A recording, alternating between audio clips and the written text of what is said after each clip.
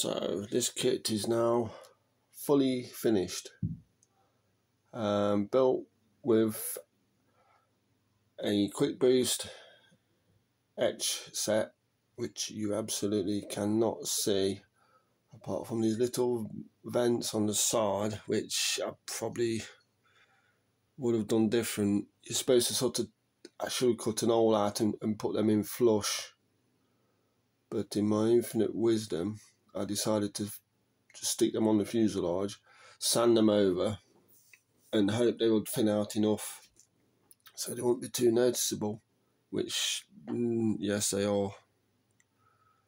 They're not brilliant.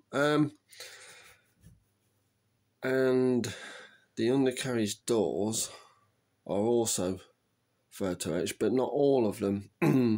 Use the photo etch replaces the two little side doors that you have that you can't see, and you'll see more about that because there is going to be a blooper reel, because this is the second time making this video, and I'll say no more. But yeah, there's a photo etch. You can clearly see the sort of chunky kit parts. What I also did when I was putting the main wheels on, one of them has gone into the aircraft further than the other, so it is a bit, it's not too bad, but it is a little bit noticeable. So it does kind of lean. Oh no, actually, no, it's not. Hey ho, I don't know what's going off there. I'm not going to knock it, not going to question it. Yeah, the decals, the original 1973 kit decals, they were yellowed. I had them in the window just to bleach them out.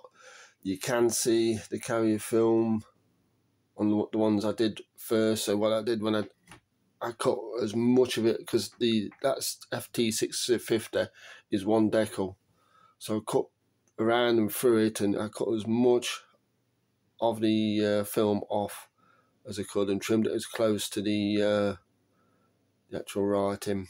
And it's not turned out too bad, and like I say, it's a nice little kit.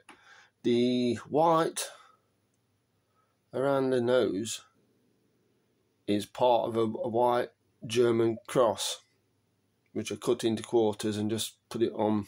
That's one side of it, that's the other side of it, and I just linked over the top with a little bit of white paint because it didn't quite meet. The paint is mostly this, no primer, no nothing, straight on, brushed on, then sprayed on. I wasn't too happy with the how it was going on with a brush. The tip tanks I used this just to give them a bit of contrast, because it would be sort of completely separate to the aircraft and dropped off and thrown away. The bombs are in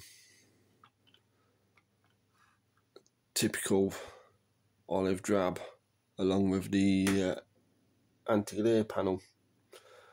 And of course in the background of this is the original box artwork and the reason for this build taking place. So this is dedicated to Roy Cross and his fantastic artwork that he did for Airfix. And I've said before, I feel he personally sold me many a kit. I mean, just look at that. It's just fantastic. You saw that sitting on a shelf in your local model shop or Woolworths, because it would have been in the 70s. I got a lot of kits from Woolworths, as many as any sort of model shop. You would it would draw you to it. It was a big selling point. And as I say, I've actually got some blister packs hanging up on the wall. They've not been opened or anything, and I've got them on the wall solely as pieces of art more than kits to build.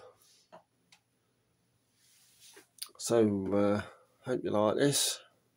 It's not been too bad. and this kit is a little airfix gem. There's a few of these sort of 50s jets that airfix made in the 70s. I would say are really, really good kits, and they're like, if airfix had carried on in that manner, airfix would have been cracking. Because this built out of the box.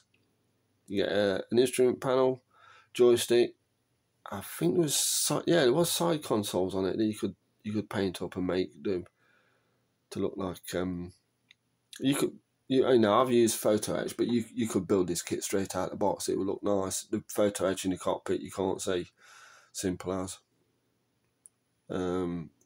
Updated decals, which the new version has, and you're all set. So I can absolutely 100% recommend this kit, the modern version. And so I think that'll be it. So I'll there we go. Just feast your eyes on that. So I'm gonna, while I've got this photo rig, I might make another video with it, while I've got it all set up, about a forthcoming build, but more on that later. So as for now, RIP Roy Cross, and thank you for what you've done. So here's this kit finished.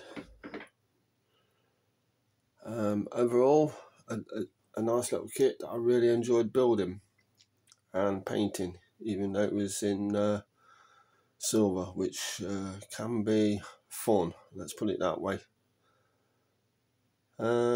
Straight out of the box, apart from the quick boost interior in the cockpit that you absolutely cannot see, the only evidence of that now is that not all of the undercarriage doors are photo etched, and there's these wreck the place. Take two.